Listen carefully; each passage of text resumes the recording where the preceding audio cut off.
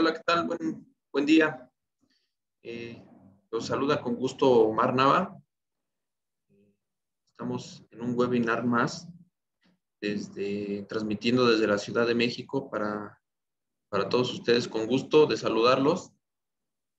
Vamos a tratar un tema relacionado con el impuesto al valor agregado, el IVA, y algunas otras obligaciones fiscales en México que se tienen que cubrir. Vamos a esperar un minutito más, un par de minutos, a que se puedan integrar las demás personas de los invitados y comenzamos.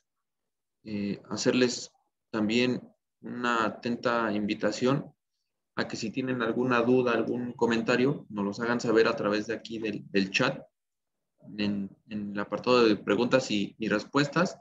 Conforme vayamos avanzando en las láminas, con gusto les puedo ir comentando al respecto de sus inquietudes, de sus preguntas, de sus observaciones. Entonces, vamos a esperar un minutito más y yo cierro aquí una puerta, denme un minuto y regreso con ustedes.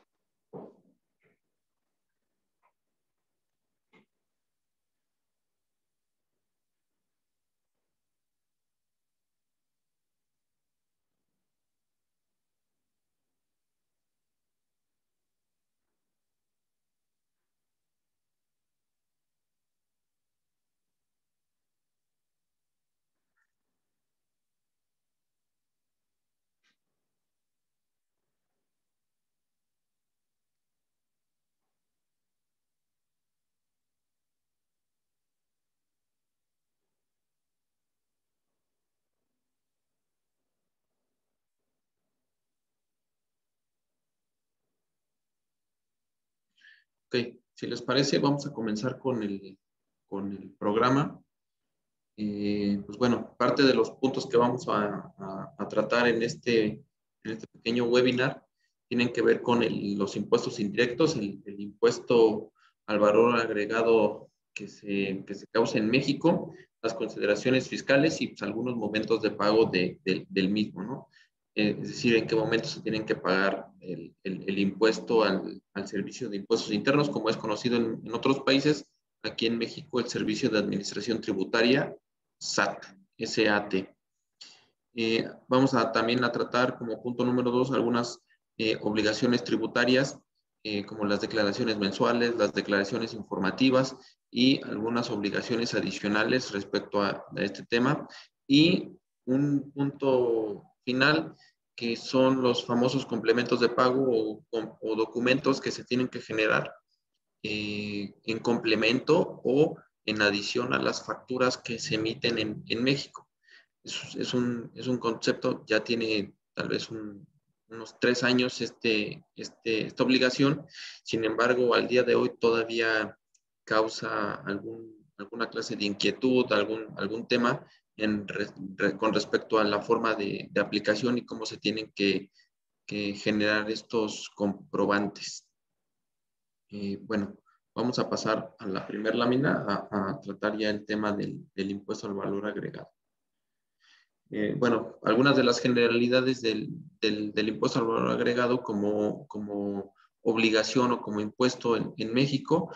Bueno, vamos a observar quiénes son los sujetos y el objeto del impuesto, cuál es el motivo por el que grava este impuesto, cuál es la base de este impuesto y cuántas tasas de impuesto existen en México respecto al IVA.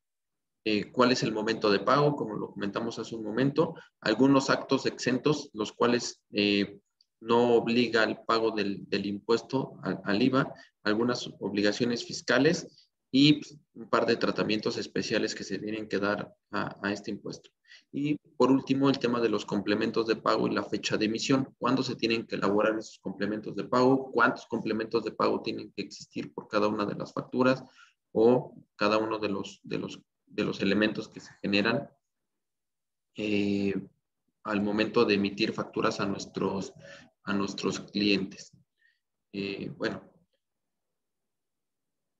son sujetos y el objeto del impuesto, pues bueno, todas las personas físicas naturales, como son nombradas en otros países, las personas físicas, entiéndase, un servidor que pudiera tributar como individuo, y las personas morales o las personas jurídicas son los impuestos, son los obligados o los sujetos de este impuesto que en territorio nacional lleven a cabo los siguientes puntos: enajenen bienes, presten servicios de forma independiente, otorguen el uso o goce temporal de bienes que, pues bueno, en otras palabras es el arrendamiento de bienes muebles o inmuebles, y que importen bienes o servicios dentro del país, o que, bueno, en este caso particular, de que importen bienes de distintas partes del mundo, pero al momento de ingresar los elementos, los recursos, los bienes, los materiales, o en su caso se importen servicios desde el extranjero,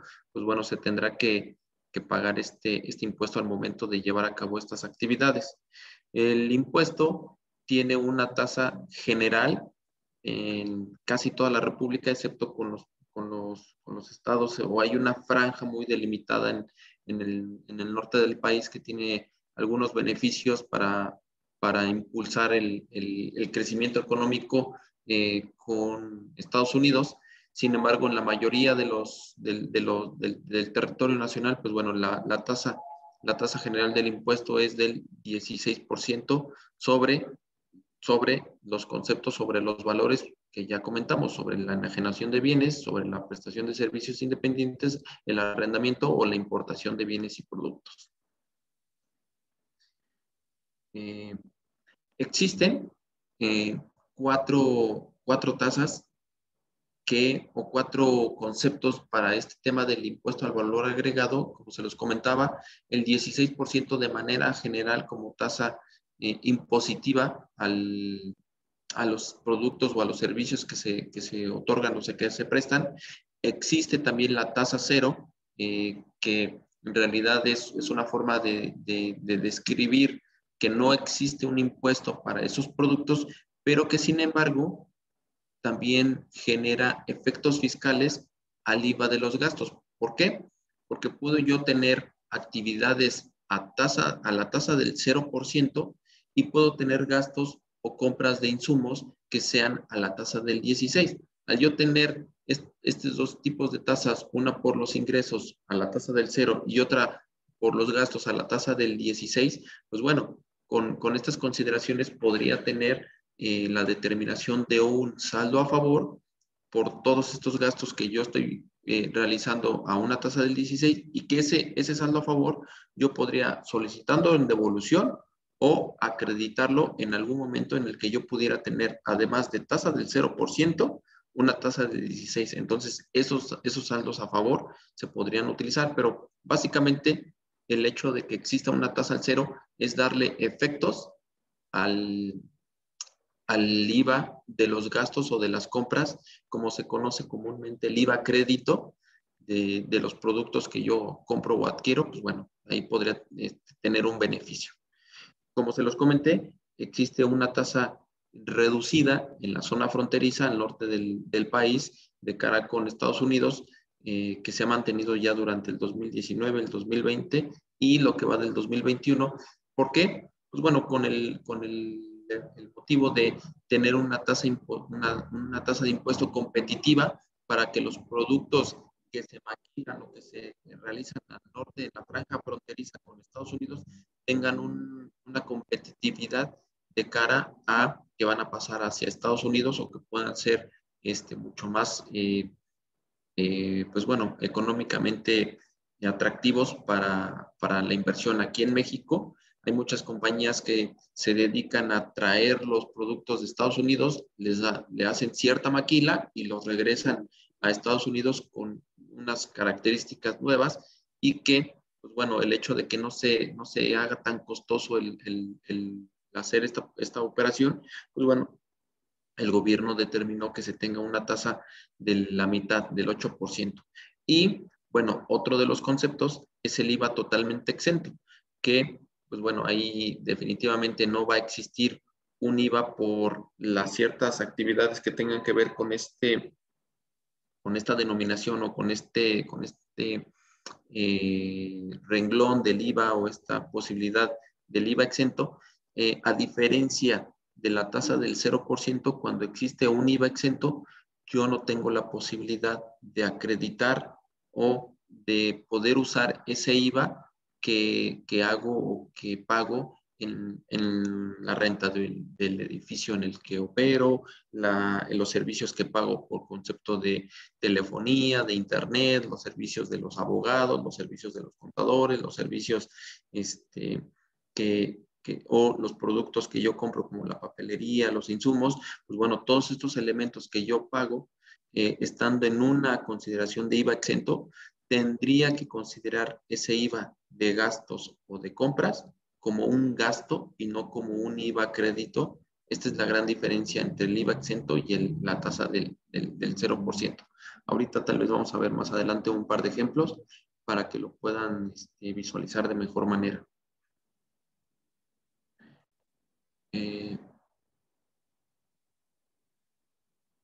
Ok. Bueno, ¿qué conceptos causan la tasa del 0%? El impuesto se calculará aplicando la tasa del 0% cuando se realicen los actos o actividades siguientes.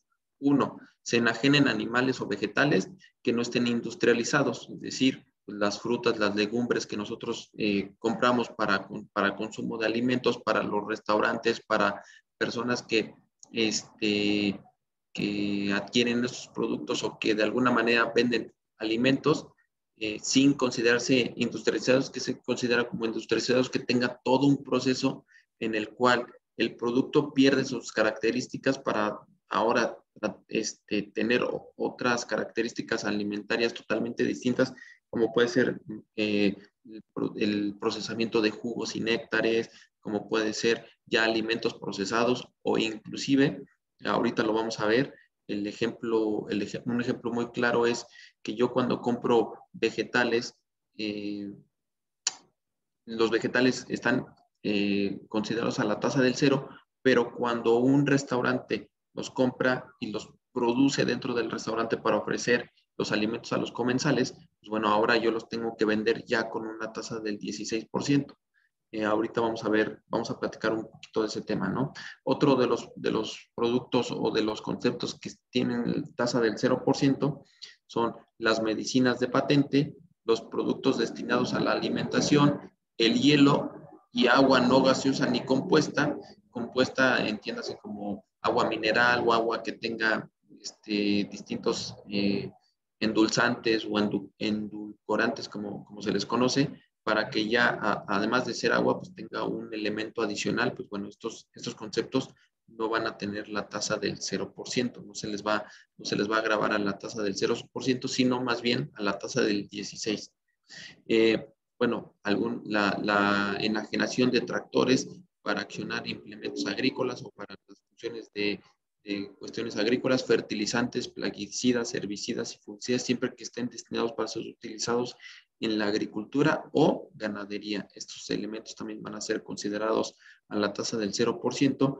El oro, la joyería, orfebrería y piezas artísticas u ornamentales, así como los lingotes, ya sea de oro o en algunos casos que puedan existir lingotes de plata o lo que se conoce aquí en México como las onzas Troy, las onzas plata, que son monedas con estas características.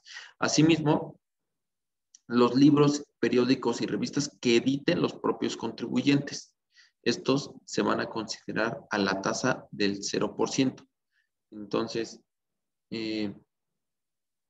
algunos de los servicios que están afectos a esta tasa del 0, servicios, hablando de servicios, son los prestados por agricultores y ganaderos siempre que sean destinados para los mismos fines, que todos estos servicios se queden en las cadenas productivas y de comercialización o de aplicación en temas de agricultura o ganadería. Entonces, así como los productos que se ven, como lo comentamos hace un momento, tal vez los tractores, los fertilizantes, este tipo de insumos que se queden en el proceso de agricultura o ganadería van a estar exentos a la tasa del cero, pues así, de la misma manera, algún servicio o algún producto, algún servicio particular que se preste para estos fines, se van a catalogar o se van a quedar en esta tasa de impuestos del 0%.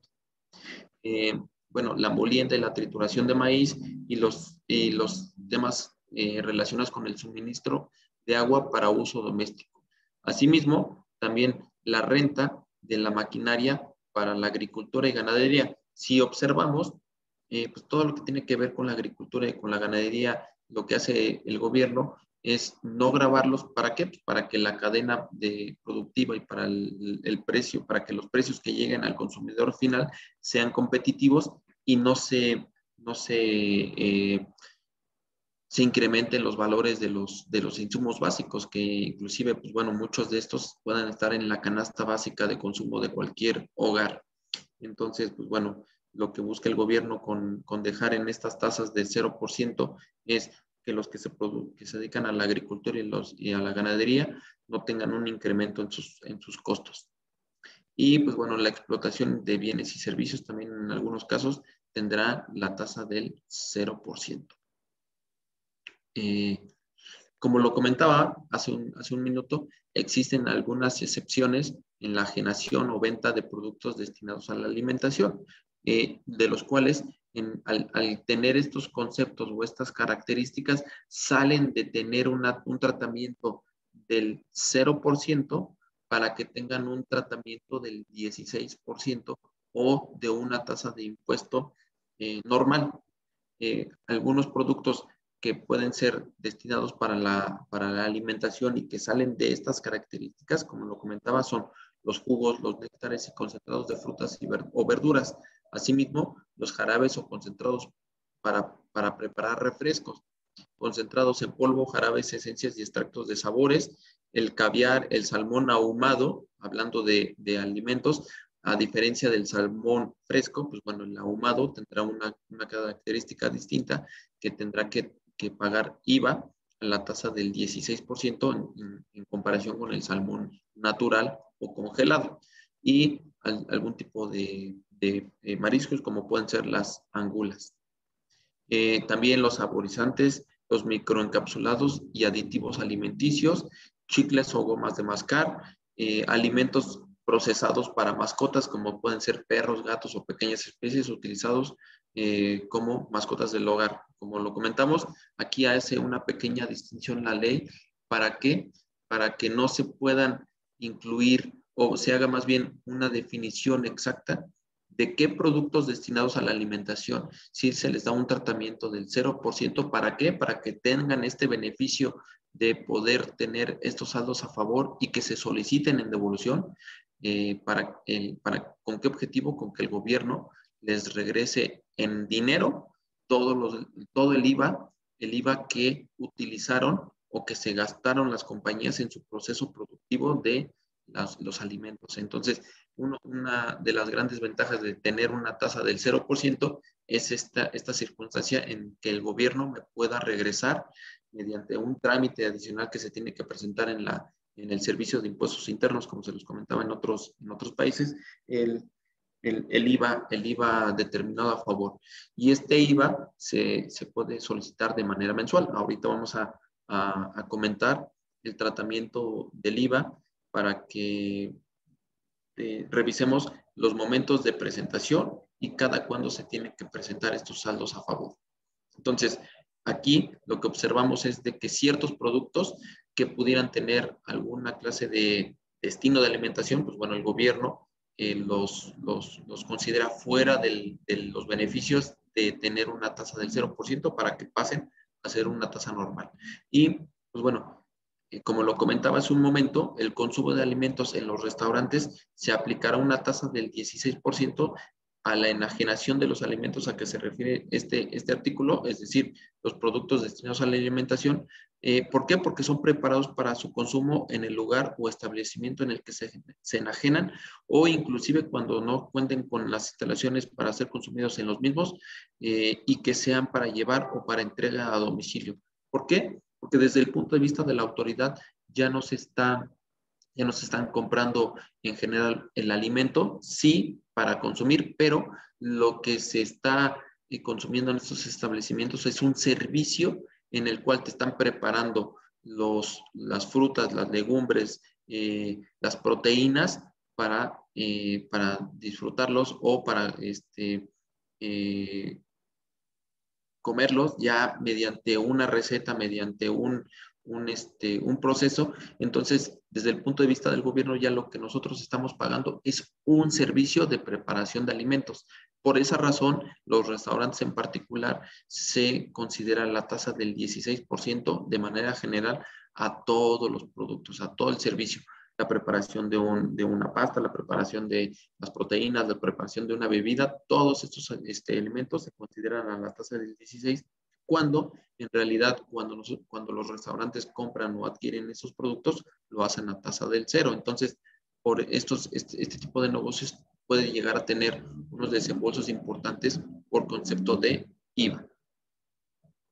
Ahora vamos a ver algunos actos exentos, totalmente exentos, del impuesto al valor agregado.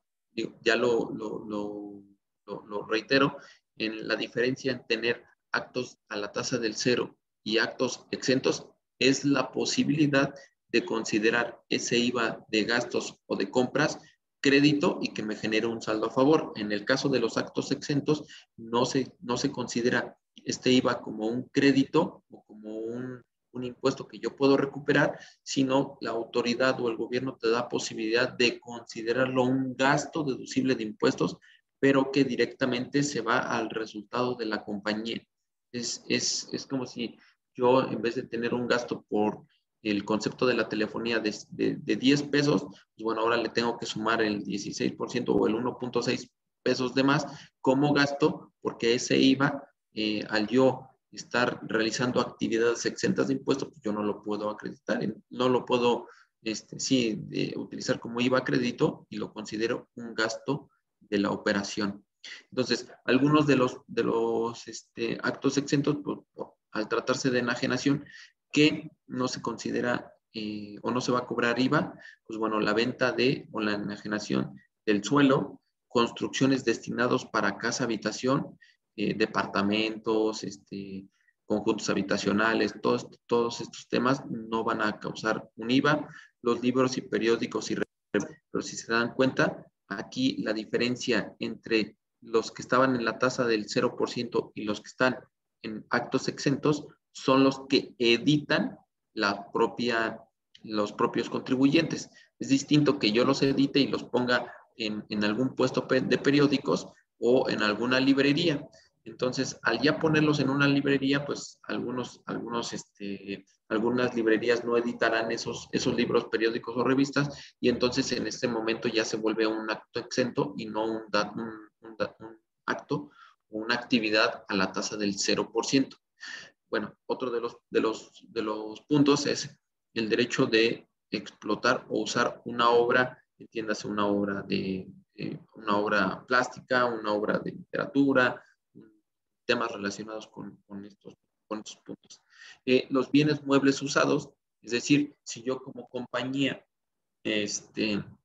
o como persona vendo una computadora usada, mi mobiliario o sillas que tenga dentro de la compañía y que ya no pienso usar, pues bueno, en principio estarían exentas de impuestos, excepto, y cuando decimos excepto, es porque ahora se les va a dar el tratamiento del 16%, es cuando los enajenan empresas. Cabe señalar que se consideran empresas a todas estas actividades que tienen que ver con comercio, con pesca, hay un artículo, el artículo 16 del Código Fiscal de la Federación aquí en México, que establece que se considera actividad empresarial. Todo lo que se considere como actividad empresarial no entrarán en este concepto de empresas. Entonces, por ejemplo, si yo soy un despacho de abogados, que soy una sociedad civil, o una persona que no hace una actividad comercial, sino una actividad que presta servicios de carácter civil, al momento de vender los bienes muebles usados, no tendría por qué cobrarle el IVA a las personas que se los voy a enajenar. Sin embargo, si soy una empresa, una sociedad anónima de capital variable que se dedica a la compraventa de vehículos o a la compraventa de instrumentos dentales, por así decirlo, o de instrumentos de papelería, de cuestiones de esta índole, y vendo algún tipo de bien propio usado, pues bueno, ahí sí tendría que cobrar el IVA. ¿Por qué? Porque soy considerado una empresa en términos del artículo 16 del Código Fiscal de la Federación. Otro concepto que está exento del IVA pues son los billetes y los premios de lotería, rifas, sorteos o juegos con apuestas y concursos de toda clase. La propia moneda, las operaciones que se hacen a través de casas de bolsa y todas estas cuestiones, pues, bueno, están exentas de IVA. Las piezas de oro, de plata que fueron moneda u onzas Troy. Las partes sociales, cuando se realizan entre compañías, las ventas de partes sociales, documentos pendientes de cobro o títulos de crédito, también se consideran exentos de este impuesto. Y, pues bueno, como también se comenta, los lingotes de oro cuando tienen un mínimo del 99% de pureza. Hablando de la prestación de servicios para efectos del IVA y que esta prestación de servicios se considere exenta de impuestos, pues bueno, estamos hablando de comisiones y otras contraprestaciones por créditos hipotecarios para casa habitación. De igual manera, si se dan cuenta, lo que busca el gobierno es de que todas las cadenas productivas, o lo que tiene que ver en su mayoría con la casa habitación, y que son para que los trabajadores, las personas tengan la oportunidad de hacerse de un patrimonio, pues bueno, no se encarezcan o no se incluyan o se incrementen con este valor del impuesto al valor agregado. Las comisiones de las AFORES, que pues bueno, este tema de las AFORES son los ahorros para el retiro de los trabajadores. Entonces esas comisiones que cobran los bancos a los trabajadores por la administración de sus recursos para ahorro para el retiro, pues bueno, no van a causar IVA, ¿no? También la educación pública o privada, que sea reconocido por la SEP, que, pues bueno, la SEP es la Secretaría de Educación Pública, es el organismo, el órgano de gobierno que se dedica a observar, a reconocer los planes de estudio de las escuelas, a darles reconocimiento de validez oficial a los planes de estudio, a las escuelas. Y bueno, todas estas enseñanzas públicas, o ya sea pública o privada, que tengan este reconocimiento por parte de la SEP, no se va a causar IVA o se van a estar exentos de este impuesto.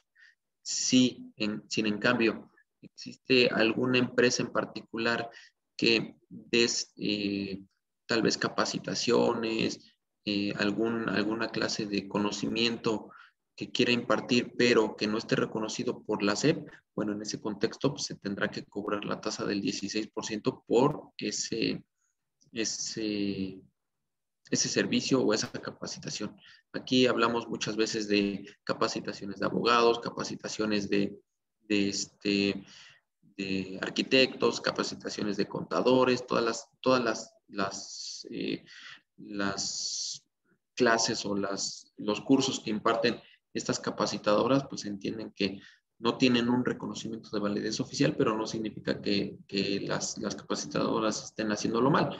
Más bien, como son temas de actualidad, temas de modificaciones legales, laborales, tributarias, bueno, como tal, no las reconoce la SEP como un plan de estudios oficial, porque pues, además estas capacitaciones pueden ser constantes y dinámicas. Entonces, pues bueno, todas estas capacitadoras cobran ese concepto del IVA. También, asimismo, el transporte público terrestre de personas que preste exclusivamente en áreas urbanas, suburbanas o de zonas metropolitanas, y que tenga una concesión por parte del gobierno. Es muy importante que se cuente con esta concesión para que se consideren exentos del IVA.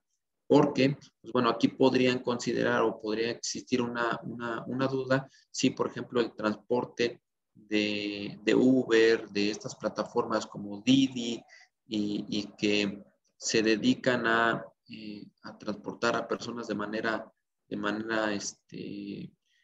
pues bueno, terrestre, podrían considerarse, pero aquí debemos de considerar dos cosas. Uno, el Uber, el Didi, todas estas plataformas es un transporte privado y que no tiene una concesión por parte del gobierno. Y aquí hace la mención de que tiene que tratarse de transporte público, entiéndase las líneas del metro, las líneas de trolebuses o de buses que hacen recorridos ya por rutas establecidas por el gobierno. Pues bueno, estas son las que entran en esta consideración de los actos exentos de impuestos. Entonces, cuando uno usa estos transportes, le cobra a uno el valor del transporte, pero no está incrementado, no se incrementa con este valor del impuesto al valor agregado. También el transporte marítimo internacional de bienes prestados por representantes del extranjero sin establecimiento permanente en el país y no aplica a cabotaje, seguros agropecuarios y servicios profesionales de medicina. Aquí todos los médicos, lo que tiene que ver con medicina y que tenga un título profesional que ampare o que acredite dicho título profesional de médico, cirujano, médico, partero, médico, odontólogo, todos esos conceptos van a estar totalmente exentos de impuestos. Entonces, aquí en México la mayoría y todos los médicos no cobran un IVA por sus servicios. En caso contrario, por ejemplo, un contador público, un abogado, un arquitecto, un ingeniero, pues bueno, estas personas sí tendrían que cobrar un impuesto al valor agregado por los servicios. Las personas que están exentas de impuestos son los títulos, las personas que se dedican a la medicina. Y tampoco se va a pagar en el caso de la renta o de uso o goce de un bien inmueble, los destinados a casa habitación. A diferencia de una oficina o de un local comercial, pues bueno, la casa habitación va a estar exenta de impuestos y las oficinas o los lotes comerciales sí se tendrá que cobrar este impuesto. ¿Cómo se determina al final del mes el impuesto al valor agregado? Pues bueno, tendremos que primero determinar cuál es el IVA que nosotros efectivamente cobramos, porque en México el IVA se considera o se paga al momento del cobro, no en la expedición de una factura o de un documento. Tiene que estar efectivamente cobrado y existen varias consideraciones para considerar efectivamente cobrado, pero la más básica y común es que nos hayan depositado el valor de los servicios o de los bienes que nosotros estamos vendiendo en nuestra cuenta bancaria. Entonces, cuando el dinero ya efectivamente ingresó a nuestra cuenta bancaria, pues bueno, lo consideraremos como IVA efectivamente cobrado.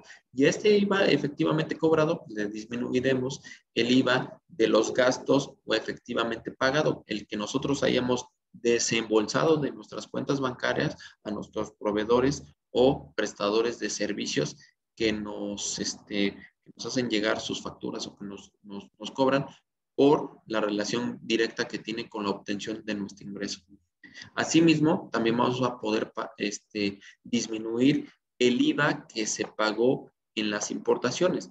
¿Cuándo se paga este IVA? Pues bueno, al momento de traer productos de otros países, entiéndase China, comúnmente, o de otros países de Latinoamérica, cuando llega a la aduana en México, estos agentes aduanales o las personas que se encargan de hacer toda la internación o hacer de manera legal la internación de estos productos, el agente aduanal, que es un profesional que tiene un registro avalado por el Servicio de Administración Tributaria SAT y que le da la posibilidad de realizar estos trámites, al momento de ingresar, nos pide que paguemos el IVA por estas importaciones y nos da un documento legal que se llama pedimento de importación. En este pedimento de importación se describen, se acreditan y se detallan los productos, el valor de los productos, el país de donde vienen e incluso se señala la factura, la invoice o el documento que acredita el envío de esta mercancía desde el país de origen. Entonces, al momento nosotros lo pagamos, nos extiende este documento legal, el cual es un documento electrónico y que tiene sellos electrónicos por parte de la autoridad y del propio agente aduanal, y es en ese momento en el que yo le pago al agente aduanal cuando yo podría ser acreditable, podría disminuir del IVA que cobré, este IVA pagado en importaciones. Y asimismo, el IVA retenido, que en ciertas actividades o en ciertas ventas de productos, los clientes nos retienen a nosotros una parte del IVA para que ellos lo paguen. Entonces, este IVA que a nosotros nos retienen por ciertas actividades, también lo podríamos acreditar o disminuir. Entonces, básicamente lo que tenemos es una resta en la cual nosotros al IVA que efectivamente cobramos le disminuimos el IVA efectivamente pagado, el IVA de las importaciones y el IVA retenido. Y al final del mes, pues bueno, yo tendré que un IVA por pagar o un IVA a favor. Esta operación la tendremos que realizar en el contexto en el que tenga actividades a la tasa del 16 o del 0%. En el IVA efectivamente cobrado en una tasa del 0%, pues tendremos cero aritméticamente, porque pues bueno, al multiplicar un valor por una tasa del 0, pues nos da 0, pero lo que nos permite es poder disminuir todos estos conceptos y tengamos saldo a favor.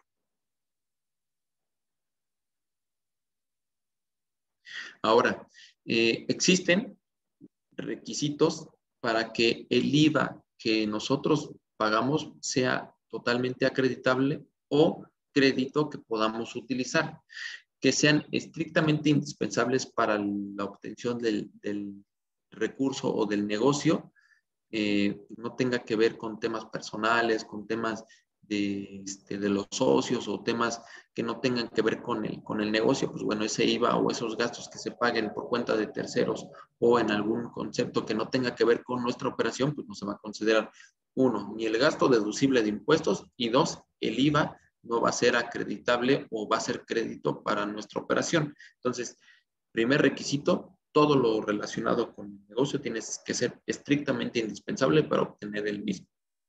Después, como lo comenté, que correspondan a actos grabados a la tasa del 16 o también, como lo vimos en su momento, a la tasa del 8%, hablando de la zona fronteriza, y finalmente a la tasa del 0%. Asimismo, que sean deducibles para efectos del impuesto sobre la renta total o parcialmente. Un ejemplo de un gasto que sea parcialmente deducible y que a su vez el IVA sea crédito o sea acreditable parcialmente es la compra de un vehículo.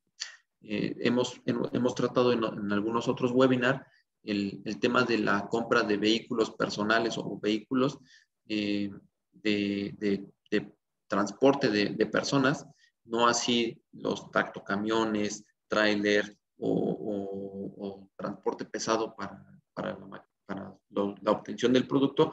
Pues bueno, hablando de vehículos normales de 4 plazas, de 6 plazas, un tema así, la ley del impuesto sobre la renta establece que solamente será deducible hasta 175,000 pesos mexicanos, que convertidos a dólares, estamos hablando de, nada más para ponerlo como referencia, 175,000 pesos.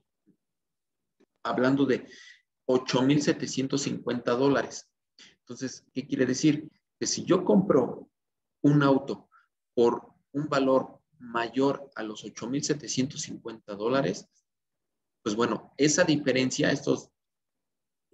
hablando de los 10,000 dólares, esos 1,250 dólares que están sobre el precio o sobre el valor que yo puedo deducir, no va a ser deducible de impuestos.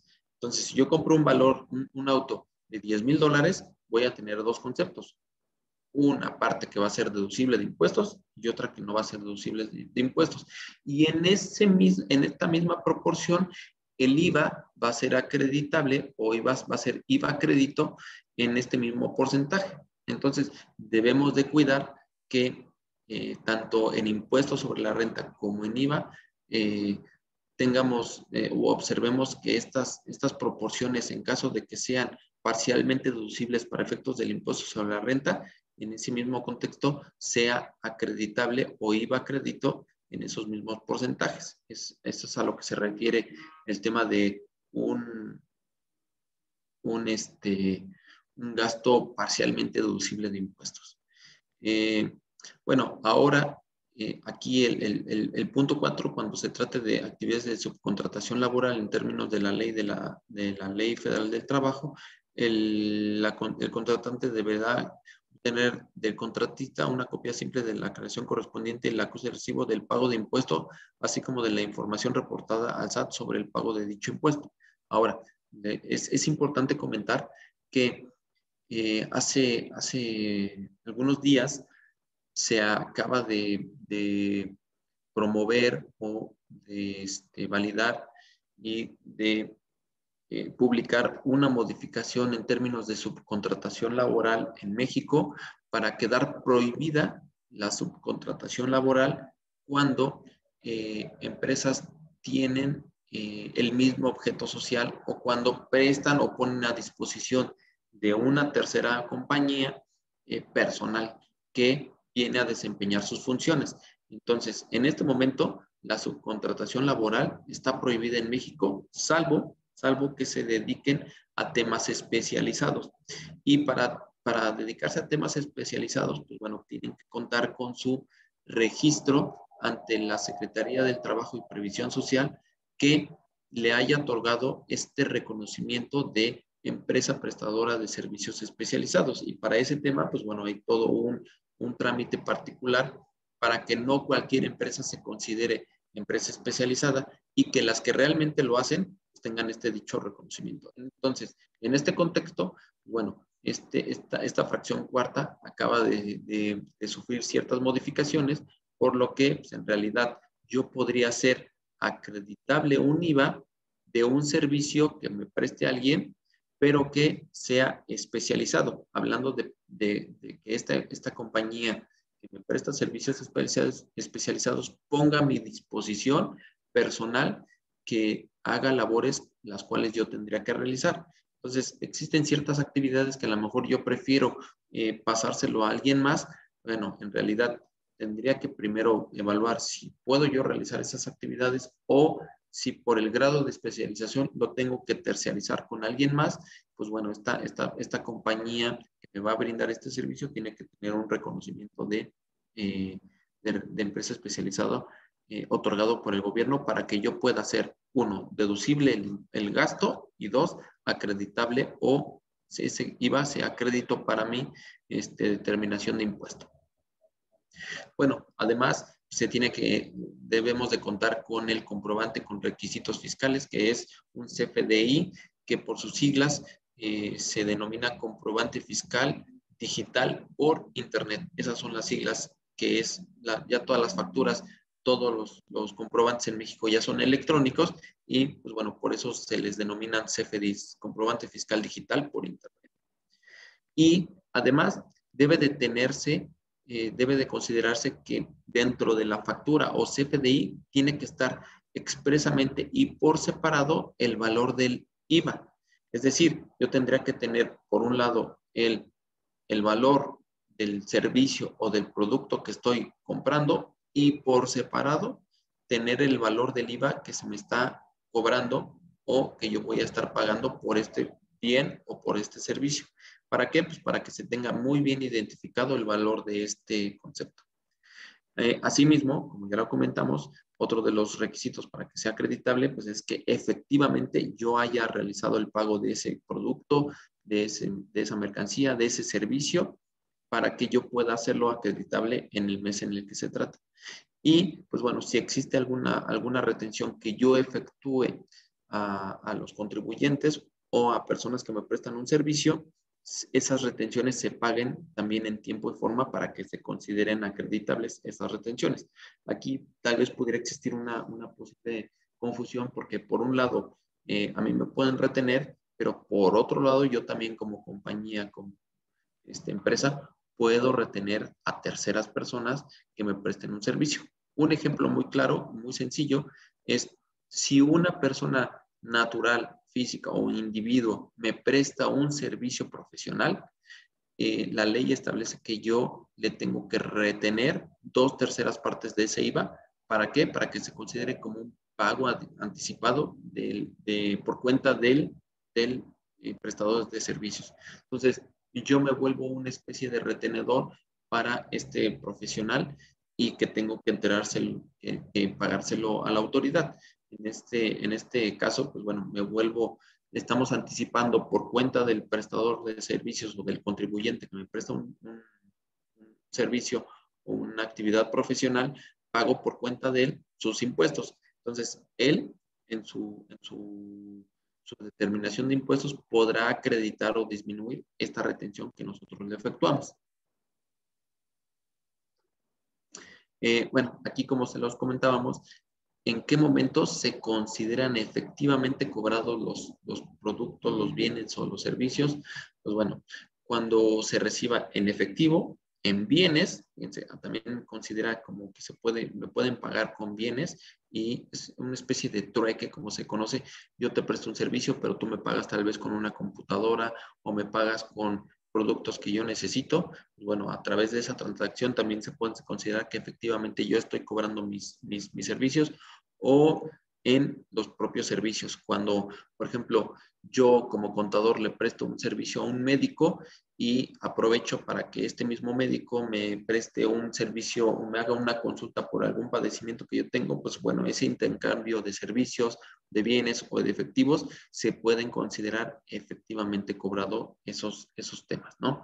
Asimismo, los depósitos, los anticipos, depósitos o cualquier otro concepto, cuando el interés del acreedor quede satisfecho mediante cualquier forma de extinción de las obligaciones, bueno, aquí ya entraríamos en un tema muy particular, en un término, en un tema legal.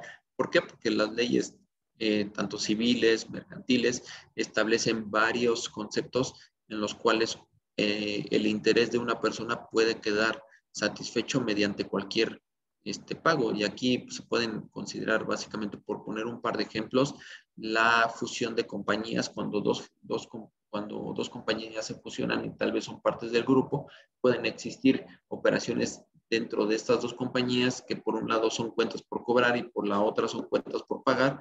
Pues bueno, al darse esta fusión, de alguna manera ya queda este interés de cada una de las compañías satisfecho, por lo que ya se detonarían en algún momento los efectos fiscales del IVA, ¿no? Para uno va a ser cobrado, para otro va a ser acreditable.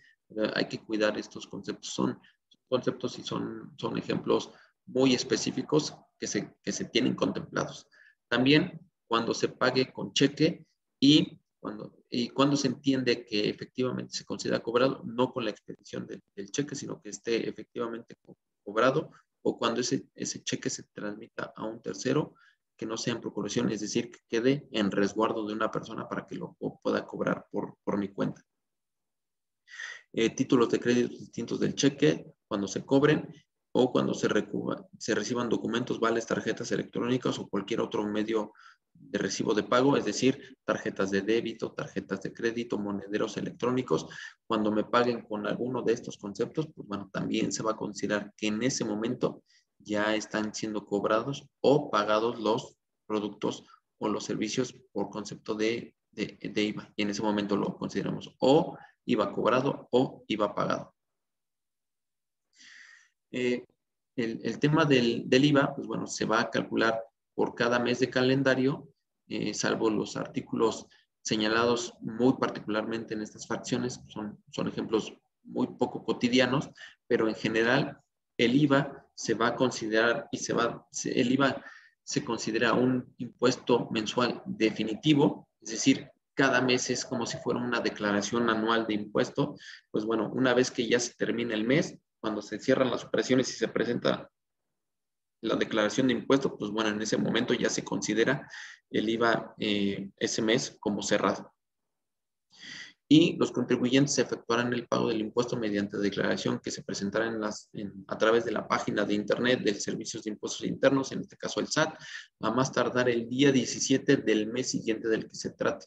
Es decir, yo el día 17 de febrero tendré que estar presentando la declaración de impuestos del mes o el IVA, mi declaración de IVA del mes de enero, y así subsecuentemente.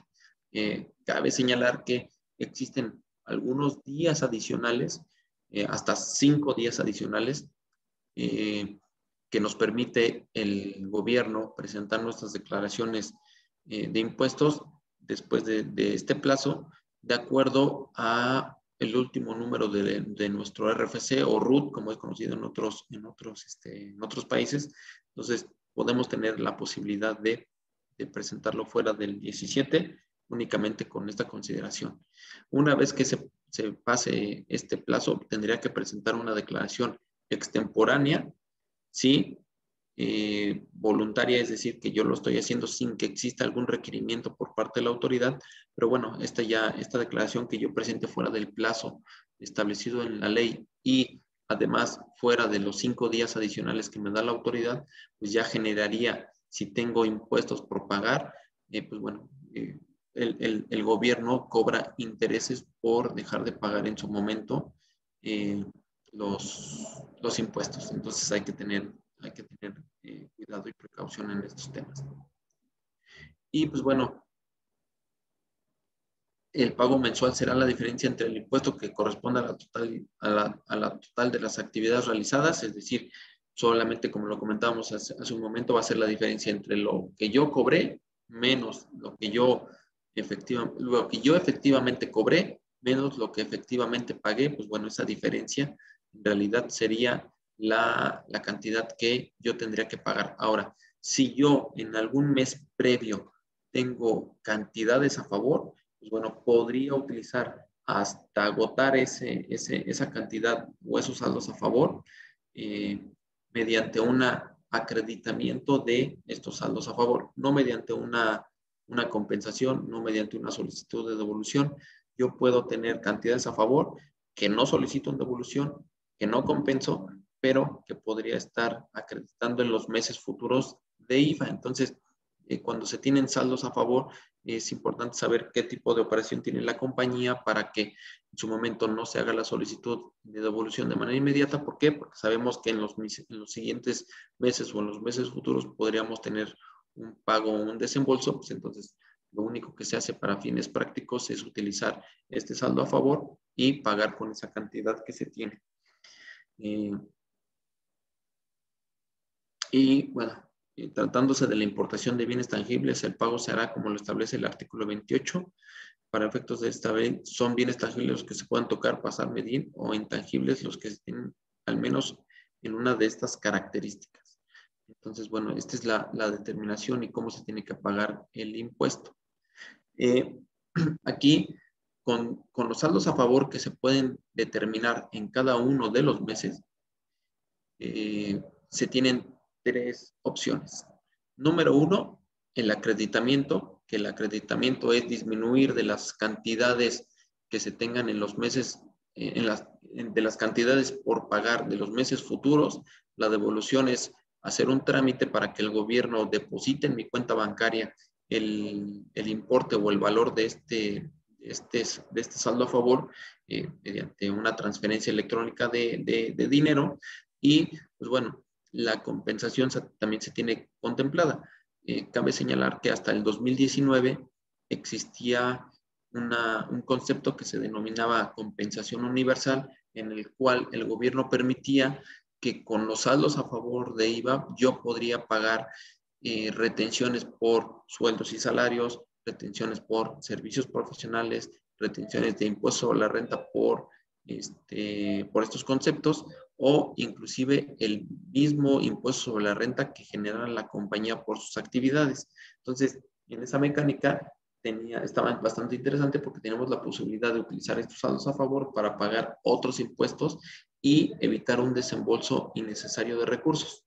Desafortunadamente, esta compensación universal se quedó, pues bueno, ya el gobierno la prohibió y se tiene contemplado una compensación, pero hablando del mismo, del mismo impuesto en general, ¿no? Entonces, hay que tener estas consideraciones y dependiendo de la actividad de cada compañía, del tipo de productos que vende, de las actividades que se tienen pronosticadas para cada compañía, bueno, determinar si en algún momento es mejor un acreditamiento, una devolución o una compensación. Bueno, esto es lo que estábamos comentando. Se podrá acreditarlo contra el impuesto que corresponda en los meses siguientes hasta agotarlo, solicitado devolución o la compensación. En el caso de que una solicitud se haga una devolución, pues bueno, esa devolución tendrá que ser por la totalidad del IVA a favor. Bueno, algunas obligaciones establecidas en la ley del impuesto al valor agregado, pues es llevar la contabilidad, los registros en los libros contables, expedir y entregar los comprobantes fiscales, como ya lo vimos. Si se tienen varios establecimientos dentro del territorio nacional, hacer un folio por cada uno de los establecimientos, conservar en cada uno de los establecimientos, pues bueno, las declaraciones de pagos, expedir comprobantes fiscales por las retenciones y se tiene que presentar una declaración informativa de retenciones y de operaciones con terceros. Es decir, yo al gobierno cada mes le tengo que comentar o le tengo que informar con quienes yo compré productos, con quienes yo solicité servicios, con qué agentes aduanales o qué operaciones hice en materia de importaciones. Entonces, son declaraciones de carácter informativo, no se tiene que pagar ninguna clase de impuesto, pero es necesario presentarlos porque el no presentar estas declaraciones informativas nos puede generar molestias o actos de fiscalización por parte de la autoridad. Vamos a hablar un poquito de este tema de los complementos de pago antes de cerrar nuestra sesión. Estamos casi cerrando esta capacitación. Y pues bueno, el tema de los complementos de pago surgió hace, como se los comentaba, hace un par de años, en el cual ahora la autoridad nos solicita que elaboremos un CFDI, un comprobante fiscal digital a través de Internet, en el cual acreditemos de las facturas que nosotros expedimos, cuántos pagos nos están realizando, qué valor del producto o qué valor de esa factura nos están pagando, si la totalidad, si una décima parte, si la mitad de este producto, y tendremos que hacer tantos complementos de pago como tantos pagos recibamos por cada factura. Vamos a poner un ejemplo. Imaginemos que en el mes de enero, en el mes de agosto de este año, emitimos una factura por el valor de $10,000 más IVA y damos crédito de 30 días. Bueno, pasados los 30 días, viene mi cliente y me dice, oye, ¿sabes qué? Te voy a pagar una décima parte de esta factura porque en este momento solamente tengo este dinero. Bueno, al momento de que recibamos esta décima parte, nosotros tendremos que elaborar ese complemento de pago en el cual tenemos que señalar la factura que me están pagando, el CFDI, el momento de cuál es el folio fiscal de esta factura que estamos pagando, el valor total de la operación, es decir, los $10,000 que me están pagando una décima parte, es decir, $1,000 y cuánto queda pendiente de pago. Y si mi cliente me llegara a hacer 5 pagos adicionales por esta factura, tendré que hacer 5 complementos de pagos adicionales hasta que se agote el valor del pago o en algún momento tal vez hasta le haga un descuento, pues bueno, tendré que tener y elaborar estos complementos de pago por cada uno de estos pagos que recibamos. Entonces, imaginen, podemos tener una factura y en este caso que estábamos comentando, 10 complementos de pago. Entonces, por una operación de compra-venta de algún producto o de un servicio, podremos estar elaborando 11 documentos fiscales relacionados con una sola operación. Entonces, este tema de los complementos de pago sí vino a dar una carga administrativa a los departamentos de contabilidad, de impuestos, muy importante porque se tiene que tener un control. En la mayoría de las ocasiones si se elabora una factura, nos pagan la totalidad del producto, pero en algún momento pueden llegar a existir pagos, pagos subsecuentes. Bueno, pues llegamos al final de esta sesión. Un gusto platicar con ustedes. Si tienen alguna duda, alguna pregunta, con gusto podemos aquí tenerlas en el chat de preguntas y respuestas y podemos abordar algún comentario al respecto. Por mi parte, pues bueno, se despide Omar Nava, perdón, contador público de las oficinas de Mont, México. Aquí pueden observar mi correo electrónico en caso de que llegaran a tener alguna duda particular sobre los temas tratados en esta charla.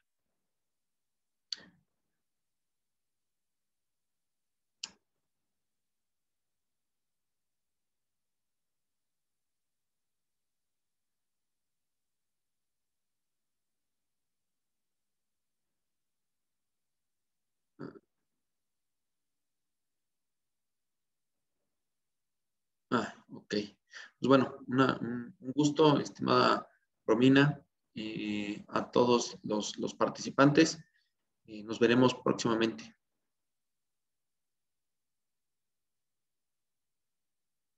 Estimado Alberto, te agradezco que tengan un muy buen día. Seguimos en contacto y primeramente Dios nos veremos en una transmisión, en un webinar más con temas relacionados a los impuestos, a las operaciones que se hacen en México. Nos reiteramos a sus órdenes y que tengan todos un muy buen día. Cuídense mucho, por favor.